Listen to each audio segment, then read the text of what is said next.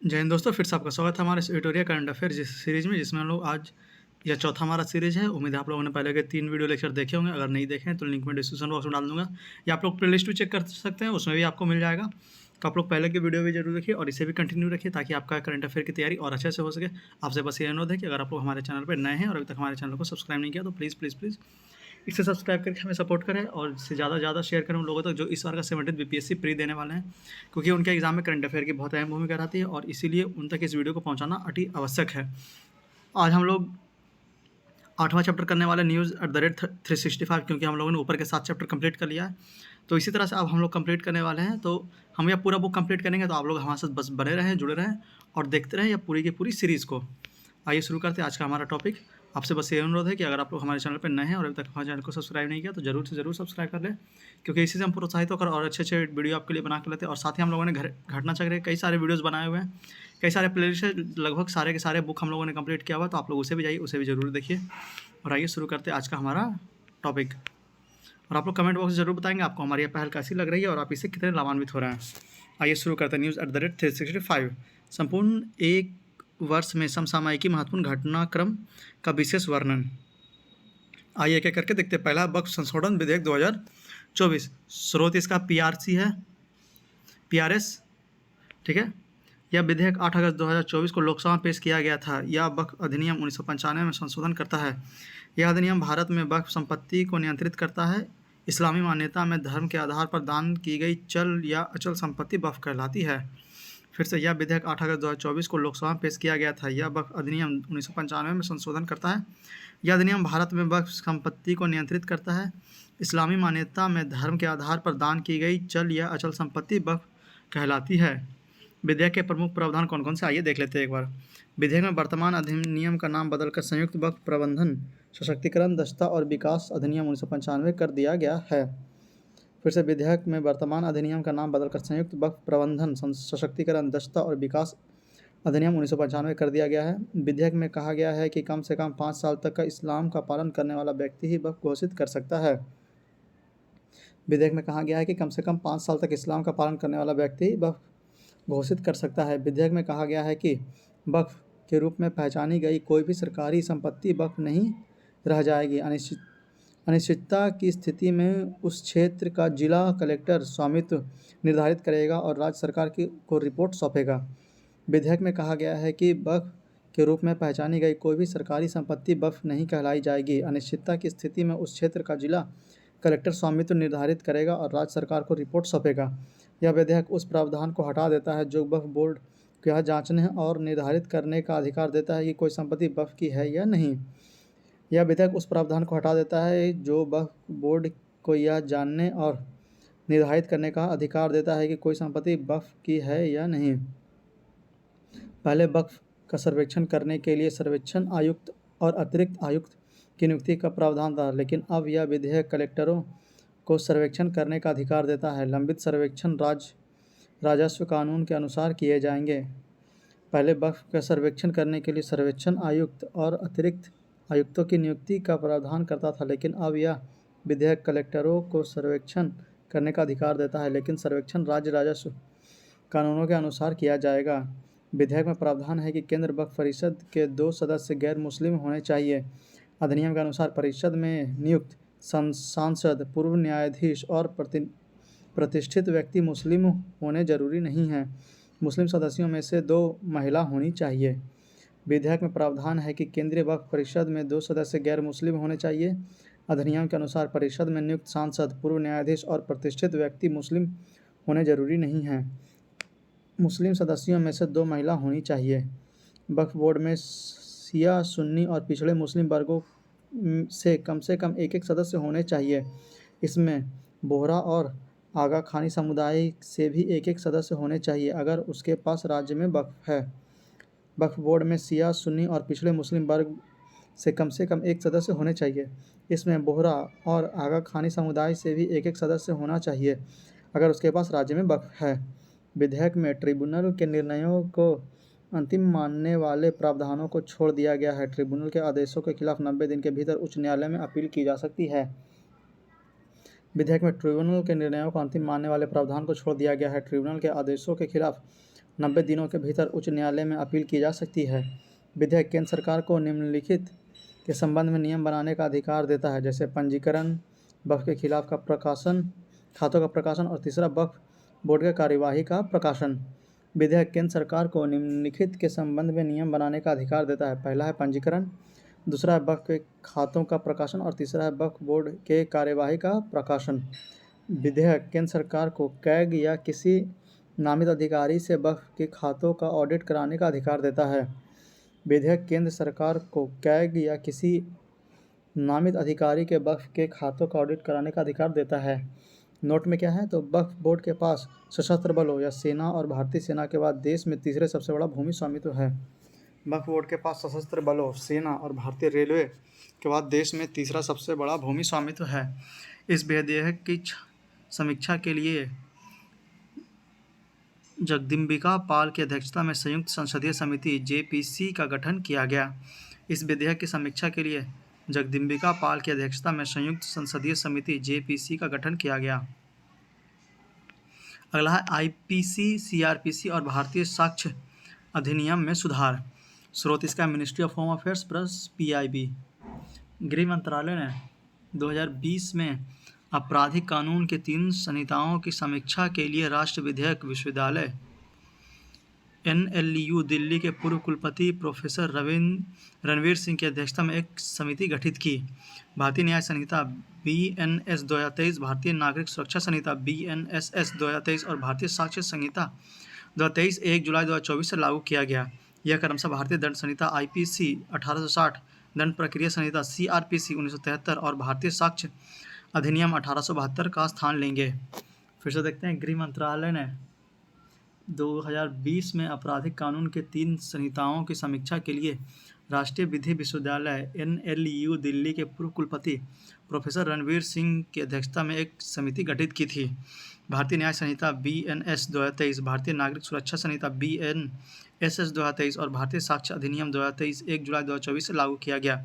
यह क्रमशः भारतीय दंड संहिता आईपीसी 1860, दंड प्रक्रिया संहिता सीआरपीसी 1973 और भारतीय साक्ष्य अधिनियम 1872 का स्थान लेगी। भारतीय न्याय संहिता बीएनएस 2023 के बारे में देखते क्या है, तो इसका सोर्स है ministry of home affairs plus PIB. भारतीय दंड संहिता का मसौदा 1834 में थॉमस बैडमिंटन मैकाले की अध्यक्षता वाले प्रथम विधि आयोग द्वारा तैयार किया गया था। यह संहिता जनवरी 1860 में लागू हुई। भारतीय दंड संहिता का मसौदा 1834 में थॉमस बैडमिंटन मैकाले की अध्यक्षता वाले प्रथम विधि आयोग द्वारा तैयार किया गया था। यह संहिता जनवरी 1860 में लागू हुई। आईपीसी 1860 में 23 अध्याय 511 धाराएं थी, जिसमें बीएनएस 2023 में 20 अध्यायों और 358 धाराओं में समायोजित किया गया। आईपीसी 1860 में 23 अध्याय 511 धाराएं थी, जिसे बीएनएस 2023 में 20 अध्यायों और 358 धाराओं में समायोजित किया गया। विषय है, यहाँ पे विषय दिया हुआ है, फिर आईपीसी धारा दिया हुआ है और बीएनएस धारा दिया हुआ है। पहले कौन सी धारा में थी और अब कौन सी धारा में है। हत्या के लिए आईपीसी धारा 300 था और अब बीएनएस धारा 101 है। हत्या के लिए सज़ा धारा 302 में था और अब धारा 103 में है। हत्या के लिए आजीवन कारावास की सज़ा पहले 303 में था और अब 104 में हो गया। बलात्कार पहले धारा 375 में था, अब 63 में हो गया। बलात्कार के लिए सज़ा पहले 376 में था, अब 64 में हो गया।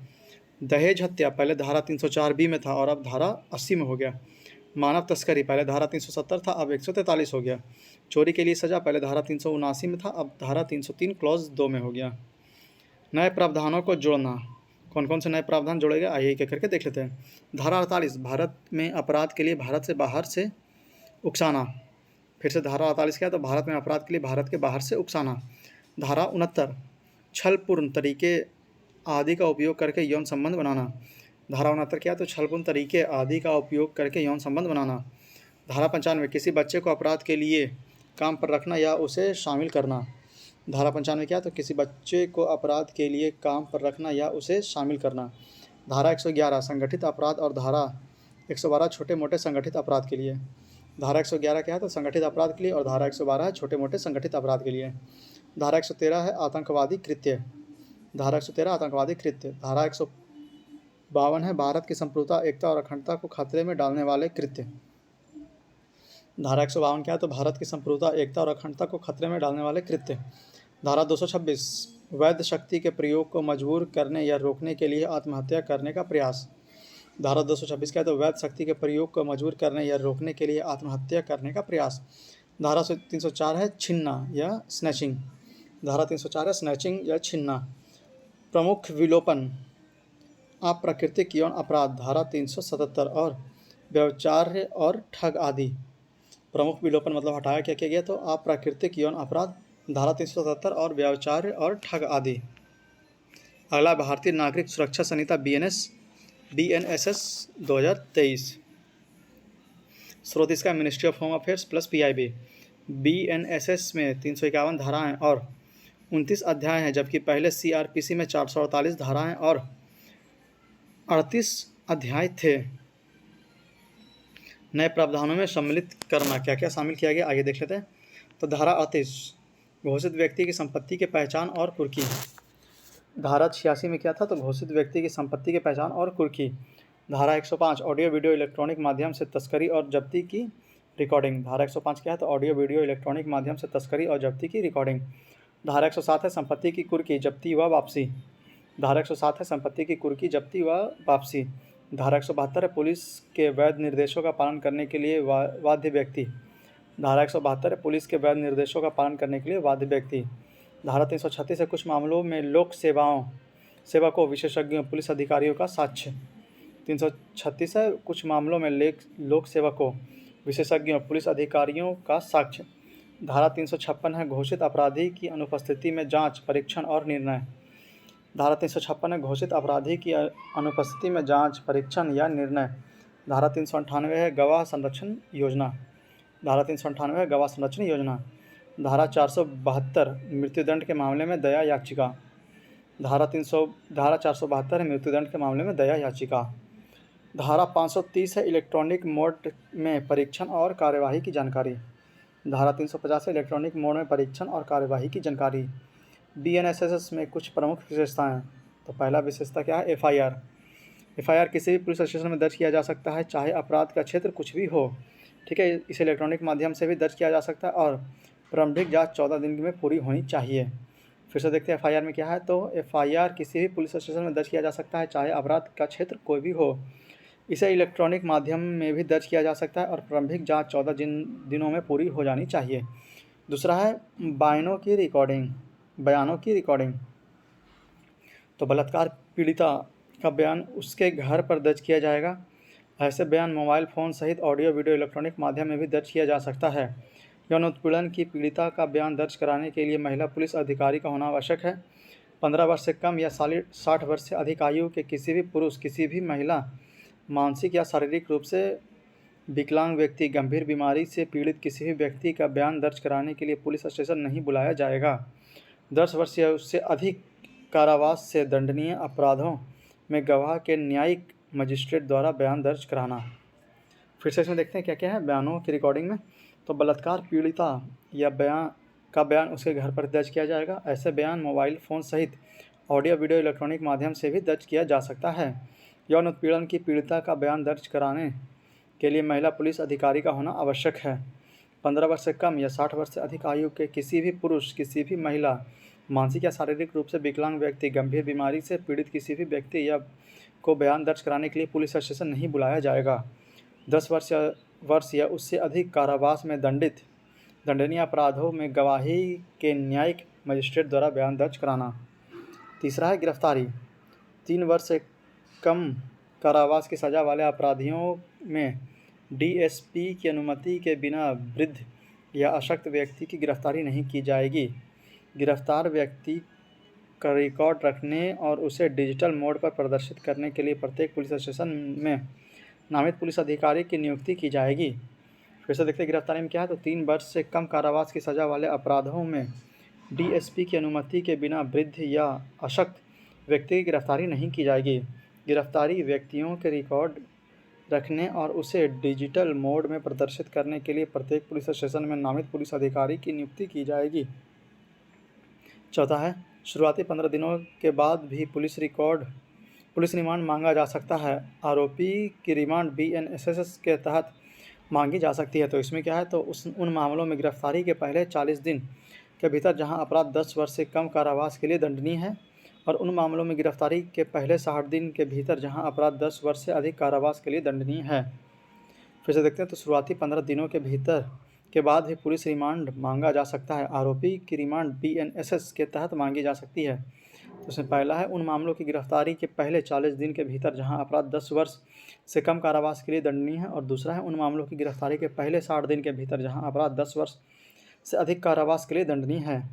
BNS और पॉस्को के तहत कुछ यौन अपराध मामलों में जांच सूचना दर्ज होने की तारीख से 2 महीने के भीतर पूरी की जाएगी। तो ठीक है, फिर से पढ़ देते हैं 5वां नंबर। BNS और पॉस्को के तहत कुछ यौन अपराध मामलों की जांच सूचना दर्ज होने की तारीख से 2 महीने के भीतर पूरी की जाएगी। मतलब 2 महीने में इसकी जांच पूरी हो जानी चाहिए। अगला, भारतीय साक्ष्य अधिनियम 2023। यह भी ministry of home affairs plus PIB द्वारा आयोजित स्रोत इसका है। इस नए अधिनियम में 170 धाराएं हैं, जबकि पहली भारतीय साक्ष्य अधिनियम में 166 धाराएं थी। यह किसी भी न्यायालय में या उसके समक्ष किसी न्यायालय कार्यवाहियों पर लागू होगा, जिसमें सैन्य न्यायालय भी शामिल है, लेकिन किसी न्यायालय या अधिकारी के समक्ष प्रस्तुत हलफनामों या मध्यस्थ के सक्षम कार्यवाही पर लागू नहीं होता।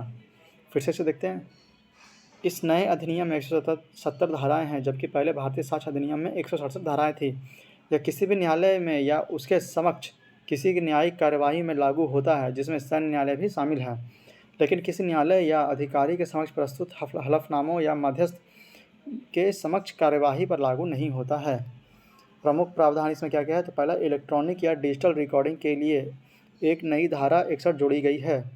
दूसरा है, इलेक्ट्रॉनिक या डिजिटल रिकॉर्ड के साक्ष्य के रूप में स्वीकार करने की अनुमति देती है, जिसमें उन पारंपरिक दस्तावेजी साक्ष्य के बराबर कानूनी वैधता प्राप्त होती है।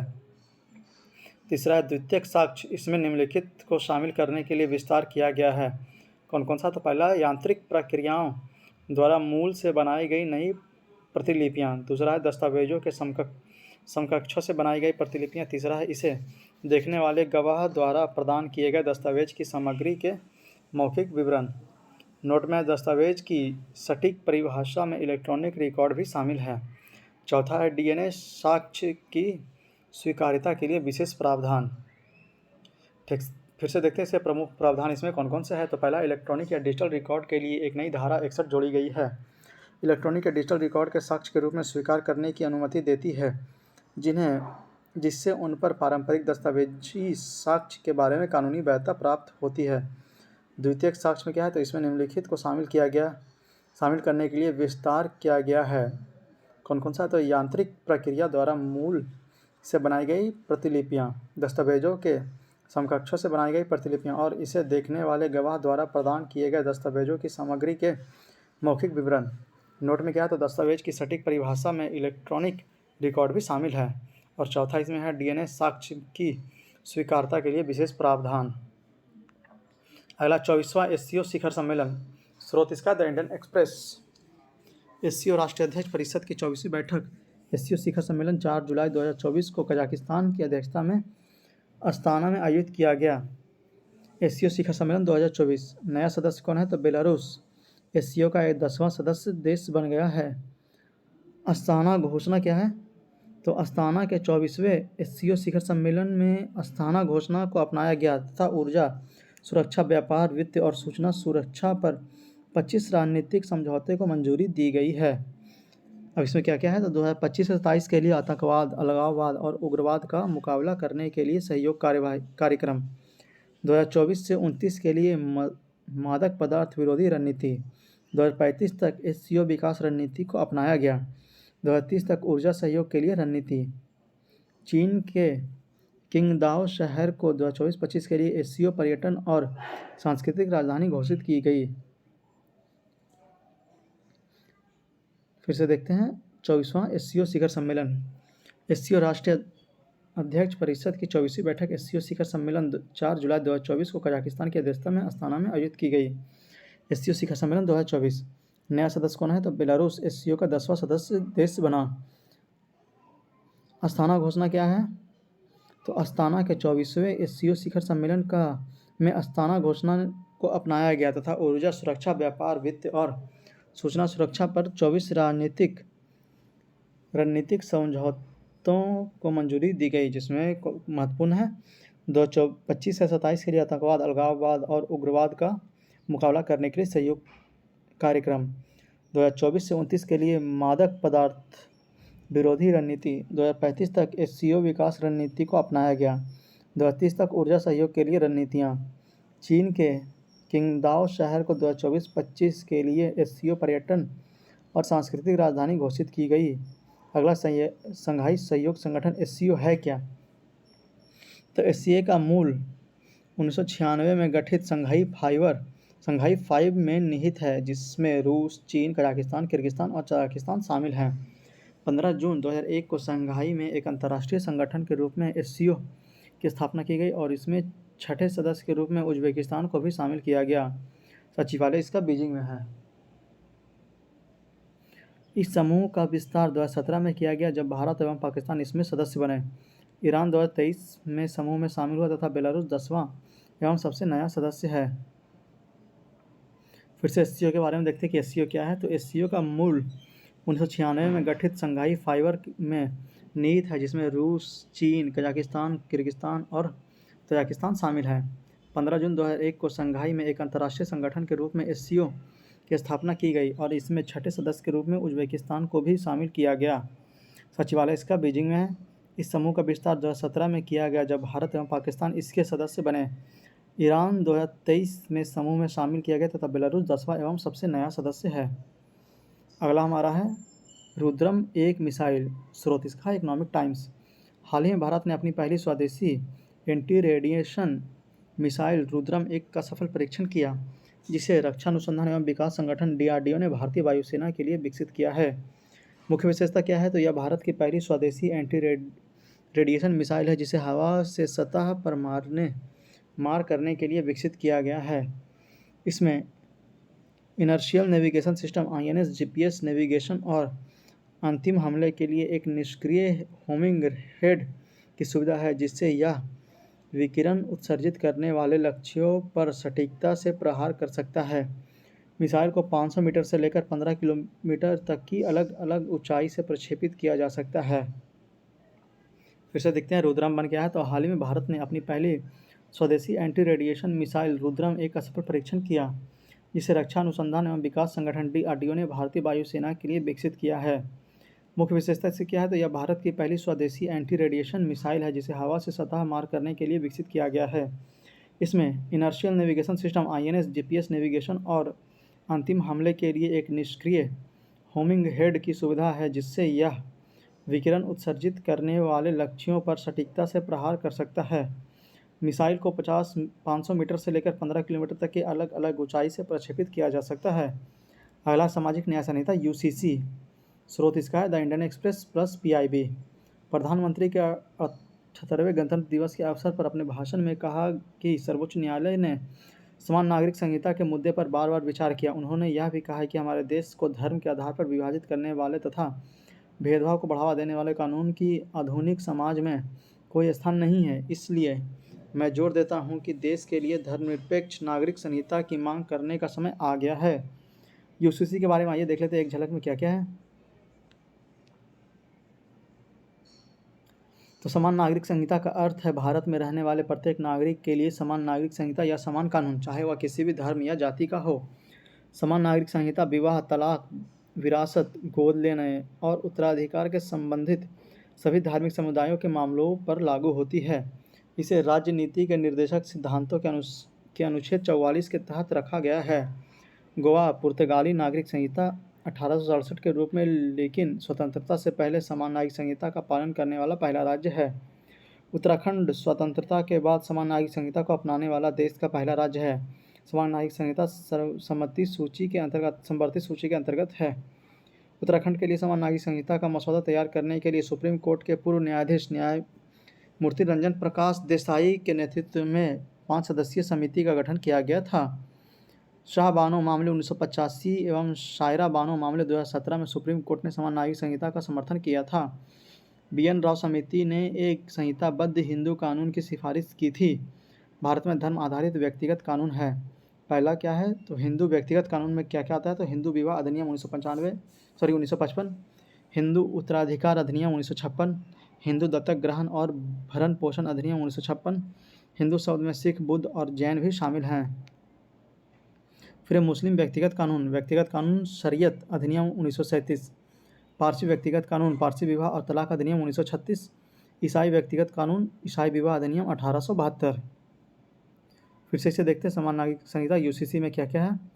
तो प्रधानमंत्री ने 78वें स्वतंत्रता दिवस के अवसर पर अपने भाषण में कहा कि सर्वोच्च न्यायालय ने समान नागरिक संहिता के मुद्दे पर बार बार विचार किया। उन्होंने यह भी कहा कि हमारे देश को धर्म के आधार पर विभाजित करने वाले तथा भेदभाव को बढ़ावा देने वाले कानून का आधुनिक समाज में कोई स्थान नहीं है। इसलिए मैं जोर देकर कहता हूँ कि देश के लिए धर्मनिरपेक्ष नागरिक संहिता की मांग करने का समय आ गया है। UCC के बारे में क्या है, तो समान नागरिक संहिता का अर्थ है भारत में रहने वाले प्रत्येक नागरिक के लिए समान नागरिक संहिता या समान कानून, चाहे वह किसी भी धर्म या जाति का हो। समान नागरिक संहिता विवाह, तलाक, विरासत, गोद लेने और उत्तराधिकार से संबंधित सभी धार्मिक समुदायों के मामले पर लागू होती है। इसे राज्य नीति निर्देशक सिद्धांतों के अनुच्छेद 44 के तहत रखा गया है।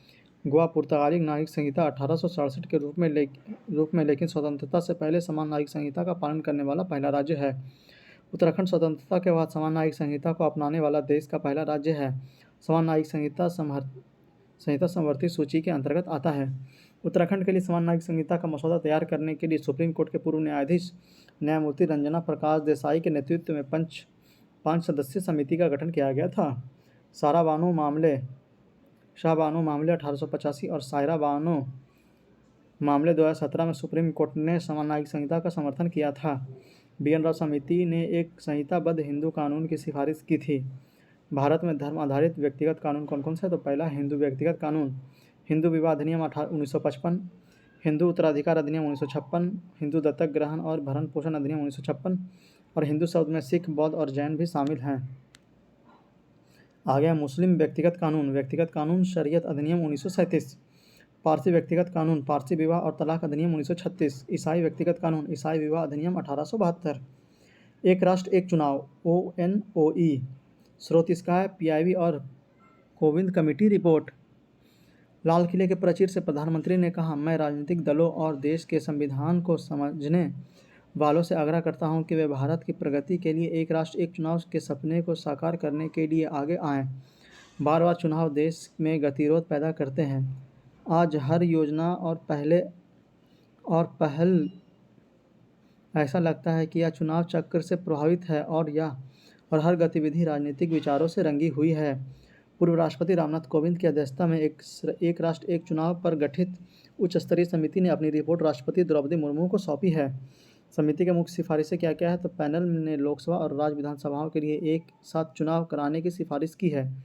स्थानीय निकाय चुनाव भी 100 दिन के भीतर होनी चाहिए। इसके लिए अनुच्छेद 324 से लागू किया जाएगा। सदन में बहुमत न होने या अविश्वास प्रस्ताव आने की स्थिति में नई लोकसभा के गठन के लिए नए चुनाव कराए जा सकते हैं। नई लोकसभा पिछली लोकसभा के कार्यकाल से बचे हुए समय तक ही काम करेगी। जब राज्य विधानसभाओं के लिए नई चुनाव होती है तो नव निर्वाचित विधानसभा लोकसभा के पूर्व कार्यकाल के अंत तक अस्तित्व में रहेगी, जब तक कि इसे पहले भंग न कर दिया जाए। इस व्यवस्था को लागू करने के लिए अनुच्छेद 83, अनुच्छेद 172 जो संसद के सदस्यों और राज्य विधानसभाओं के कार्यकाल से संबंधित है, में संशोधन करने की आवश्यकता है। चुनाव आयोग राज्य प्राधिकरणों से परामर्श से एक समान मतदाता सूची और मतदान पहचान पत्र तैयार कर सकती है। संविधान संशोधन को कम से कम आधे राज्यों द्वारा अनुसमर्थन के साथ पारित किया जाना आवश्यक होगा। ONOE को लागू करने के लिए आवश्यक परिवर्तन क्या क्या होंगे, तो अनुच्छेद 83 संसद के सदस्यों की अवधि, अनुच्छेद 85 राष्ट्रपति द्वारा लोकसभा का विघटन, अनुच्छेद 172 राज्य विधानसभाओं की अवधि, अनुच्छेद 174 राज्य विधानसभाओं का विघटन, अनुच्छेद 356 संवैधानिक आपात स्थितियाँ, जनप्रतिनिधि अधिनियम 1951 में कई प्रावधान, विधि आयोग की 170वीं और 255वीं रिपोर्ट ONOE के पक्ष में है। समिति ने अन्य सदस्य सुभाष कश्यप, अधिवक्ता हरीश साल्वे, अमित शाह, गुलाम नबी आज़ाद, NK सिंह, संजय कोठारी और अधीर रंजन जुड़ने से इनकार कर दिया। फिर से आइए इसे देखते हैं, एक राष्ट्र एक चुनाव के बारे में। तो लाल किले की प्राचीर से प्रधानमंत्री ने कहा कि मैं राजनीतिक दलों और देश के संविधान को समझने वाले से आग्रह करता हूं कि वे भारत की प्रगति के लिए एक राष्ट्र एक चुनाव के सपने को साकार करने के लिए आगे आएं। बार बार चुनाव देश में गतिरोध पैदा करते हैं। आज हर योजना और पहल ऐसा लगता है कि चुनाव चक्र में से प्रभावित है और हर गतिविधि राजनीतिक विचारों से रंगी हुई है। पूर्व राष्ट्रपति रामनाथ कोविंद की अध्यक्षता में एक राष्ट्र एक चुनाव पर गठित उच्च स्तरीय समिति ने अपनी रिपोर्ट राष्ट्रपति द्रौपदी मुर्मू को सौंपी है। समिति की मुख्य सिफारिशें क्या क्या है? तो पैनल ने लोकसभा और राज्य विधानसभाओं के लिए एक साथ चुनाव कराने की सिफारिश की है। स्थानीय निकाय चुनाव भी 100 दिन के भीतर होनी चाहिए। इसके लिए अनुच्छेद 324(a) लागू किया जाएगा। सदन में बहुमत न होने या अविश्वास प्रस्ताव आने की स्थिति में नई लोकसभा के गठन के लिए नए चुनाव कराए जा सकते हैं। नई लोकसभा पिछली लोकसभा के कार्यकाल के बचे हुए समय तक ही काम करेगी। जब राज्य विधानसभाओं के लिए नए चुनाव होते हैं तो नवनिर्वाचित विधानसभा लोकसभा के पूर्ण काल के अंत तक अस्तित्व में रहेगी, जब तक कि इसे पहले भंग ना कर दिया जाए। इस व्यवस्था को लागू करने के लिए अनुच्छेद 83 और अनुच्छेद 172 जो संसद के सदनों और राज्य विधानसभाओं के कार्यकाल से संबंधित है में संशोधन करने की आवश्यकता है। चुनाव आयोग राज्य प्राधिकरणों के परामर्श से एक समान मतदाता सूची और मतदाता पहचान पत्र तैयार कर सकता है। संविधान संशोधन को कम से कम आधे राज्यों द्वारा अनुसमर्थन के साथ पारित किया जाना आवश्यक है। ONOE को लागू करने के लिए आवश्यक परिवर्तन क्या क्या है? तो अनुच्छेद 83 संसद के सदस्यों की अवधि, अनुच्छेद 85 राष्ट्रपति द्वारा लोकसभा का विघटन, अनुच्छेद 172 राज्य विधानसभाओं की अवधि, अनुच्छेद 174 राज्य विधानसभाओं का विघटन, अनुच्छेद 356 संवैधानिक आपात स्थितियाँ। फिर अगला है जनप्रतिनिधि अधिनियम 1951 का कई प्रावधान। विधि आयोग की 170वीं और 255वीं रिपोर्ट ONOE के पक्ष में है। समिति के अन्य सदस्य सुभाष कश्यप, अधिवक्ता हरीश साल्वे, अमित शाह, गुलाम नबी आज़ाद, NK सिंह, संजय कोठारी और अधीर रंजन चौधरी हैं। अधीर रंजन चौधरी ने इनकार कर दिया है। अगला है सार्वजनिक परीक्षा अनुचित साधनों की रोकथाम विधेयक 2024। सोर्स है इसका द हिंदू। सार्वजनिक परीक्षा अनुचित साधनों की रोकथाम विधेयक 2024, जिसमें सरकारी भर्ती परीक्षा में कदाचार और संगठित धोखाधड़ी के लिए 5 साल तक कैद और 1 करोड़ रुपए तक का जुर्माना का प्रावधान है, को केंद्र सरकार ने 21 जून को लागू करने के लिए अधिसूचित किया है। प्रमुख प्रावधान क्या क्या है? तो इसमें न्यूनतम 3 साल का जेल अवधि का प्रावधान है, जिसे बढ़ाकर 5 साल कर दिया गया है। इसमें शामिल व्यक्ति को 10 लाख तक का जुर्माना का प्रावधान है। परीक्षा अधिकारियों या सेवा प्रदाताओं द्वारा संगठित अपराध करने पर न्यूनतम 5 साल और अधिकतम 10 साल जेल होगी। साथ ही 1 करोड़ रुपए का जुर्माना भी लगाया जा सकता है। अधिकतम के तहत सभी अपराध संज्ञेय और गैर जमानती हैं, जो अपराधियों के खिलाफ तत्काल और कड़ी कार्रवाई सुनिश्चित करता है। प्रयोजकता क्या है? तो UPSC, SCSC, RRB, IBPS और NTA द्वारा आयोजित केंद्रीय भर्ती और प्रवेश परीक्षा को कवर करता है। फिर से देखते हैं सार्वजनिक परीक्षा विधेयक 2024।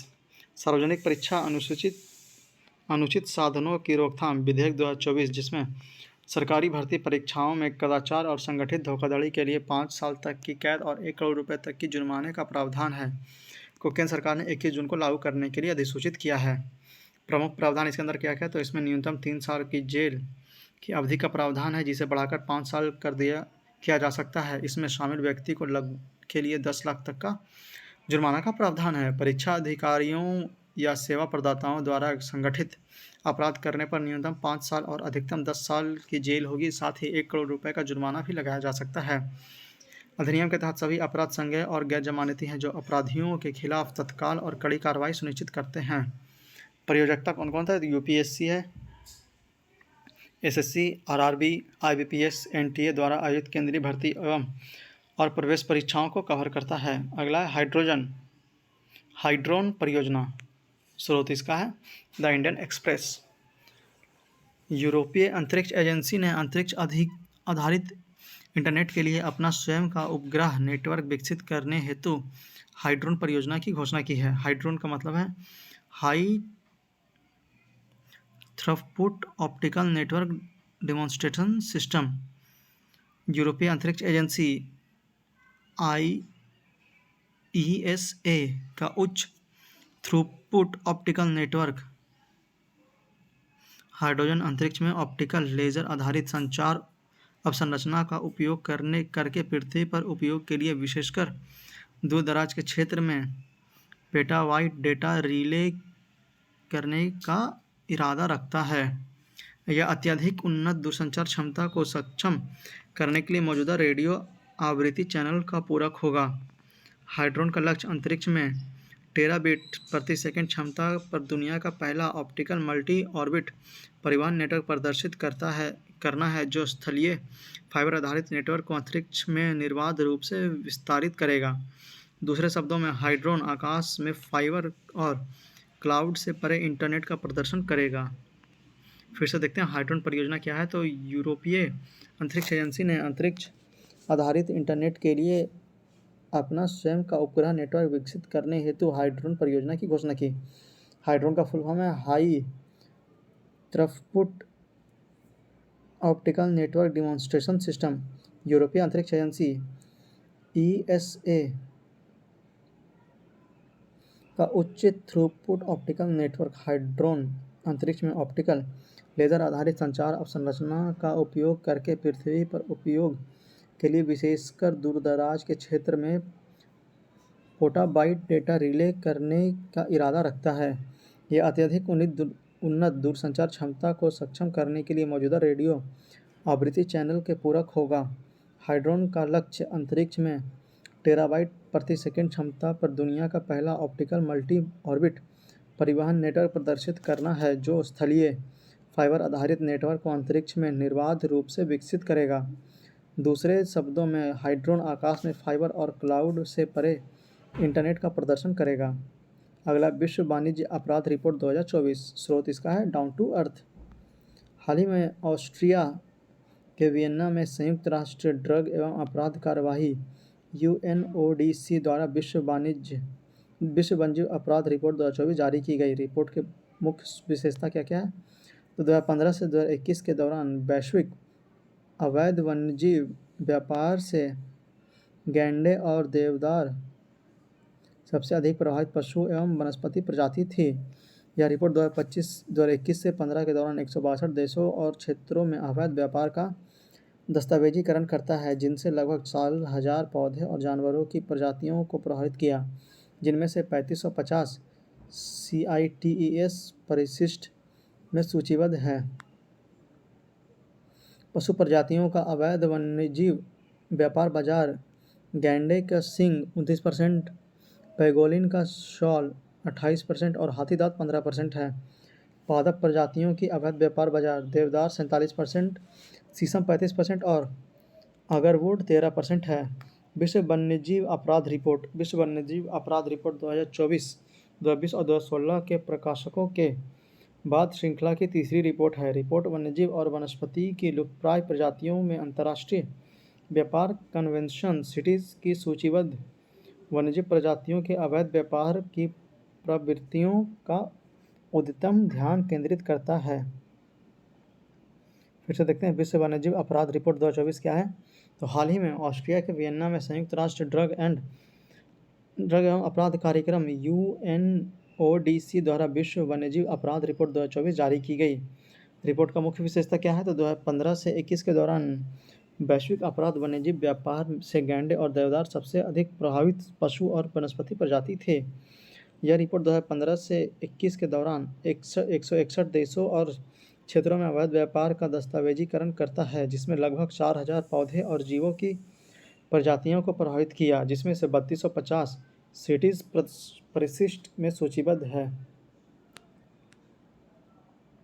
पशु प्रजातियों की अवैध वन्यजीव व्यापार बाजार गैंडे का सींग 29%, पेंगोलिन का शॉल 28% और हाथीदांत 15% है। पादप प्रजातियों की अवैध व्यापार बाजार देवदार 47%, शीशम 35% और अगरवुड 13% है। विश्व वन्यजीव अपराध रिपोर्ट विश्व वन्यजीव अपराध रिपोर्ट 2024, 2020 और 2016 का प्रकाशकों के प्रकाशनों के बाद श्रृंखला का तीसरा रिपोर्ट है। रिपोर्ट वन्यजीव और वनस्पति की लुप्तप्राय प्रजातियों में अंतर्राष्ट्रीय व्यापार कन्वेंशन सीटीज की सूचीबद्ध वन्यजीव प्रजातियों के अवैध व्यापार की प्रवृत्तियों का अध्ययन ध्यान केंद्रित करता है। दुनिया का सबसे गहरा ब्लू होल। स्रोत है द इंडियन एक्सप्रेस। हाल ही में शोधकर्ताओं ने युकाटन